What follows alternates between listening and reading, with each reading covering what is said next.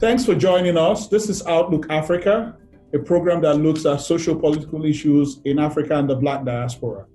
Today, we have the honor and privilege of welcoming Ms. Mary Ng, the Minister of Small Business, Export Promotion and International Trade here in Canada.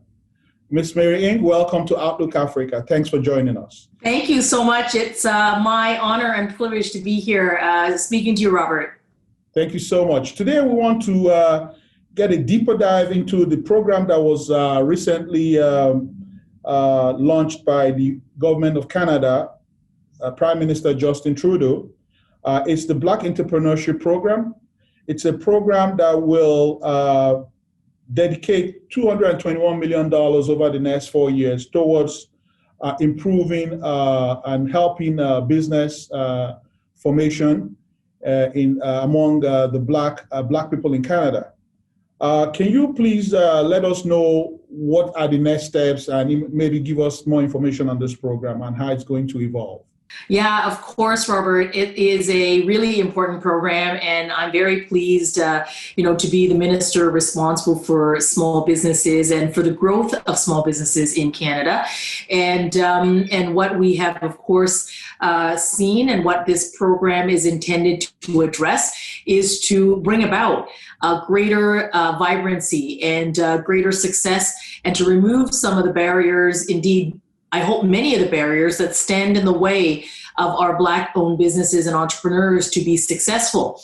And what we've heard from businesses, from Black-owned businesses very particular, is that if I were to put it into sort of three categories, the first really are getting access to networks of support and the mentorship and the training and that kind of support that Black-owned businesses need to navigate and to help not only start their businesses, but to scale up and to grow their businesses. So that's sort of one issue we heard. The other issue is getting access to capital, right? I mean, you need money to be able to start your business, but you certainly need capital to grow your business. And here, this program, in partnership with Canada's largest financial institutions, puts on the table some significant funding to help Black-owned businesses get access to funds for their business. And then the third thing that we heard is the need to understand better what really works and what really gets in the way. So, and to do this in an objective way, to collect data in an objective way. So that's what the third part is. So in fact, this program is a 3-component program, each incredibly important. And it was designed working hand in hand with those leaders, businesses who already are Black-owned businesses and those that are supporting Black-owned businesses across the country. So I'm very excited about this, and certainly excited to get to work to make sure that this begins to work for our incredible entrepreneurs and businesses. Now, the rollout of this program, from what we understand, $93 million will be coming from the federal government, and the rest will be provided by the financial institutions that you alluded to earlier. However, will the balance be government guaranteed?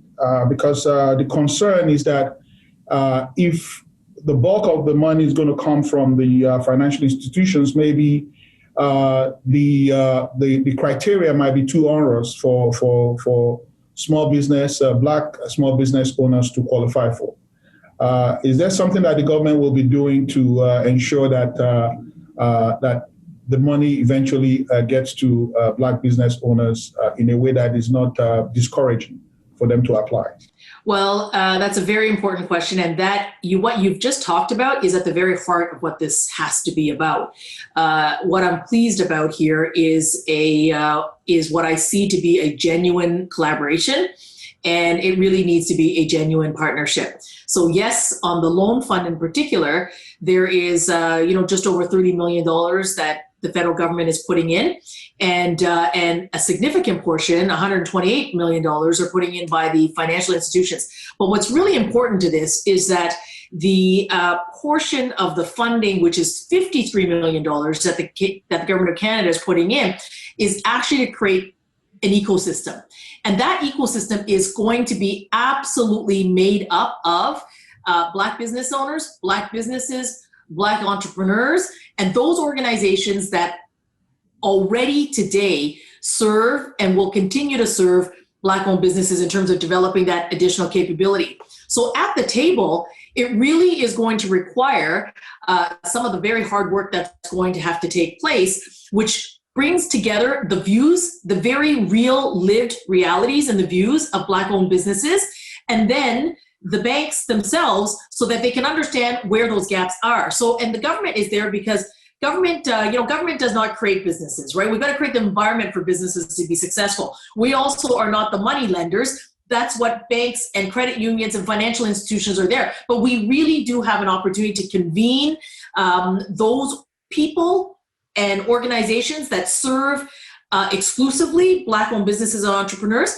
and also creating a table that includes the financial institutions so we can actually work together to understand where some of those barriers are, how they exist today, and how we begin to remove them one by one with the right people at the table, which is Black-owned businesses and entrepreneurs and those leaders on the one side of the table and the financial institutions on the other side of the table, government also at the table, so that it really is industry and the community and government collaborating. And I hope that the outcome is, as you have said, which is to tackle the very real issues that are the barriers that get in the way, and to create some real solutions. But that those solutions are not, they're not the government saying that these are the solutions. It's not the criteria that the banks sort of say, this is how we do it.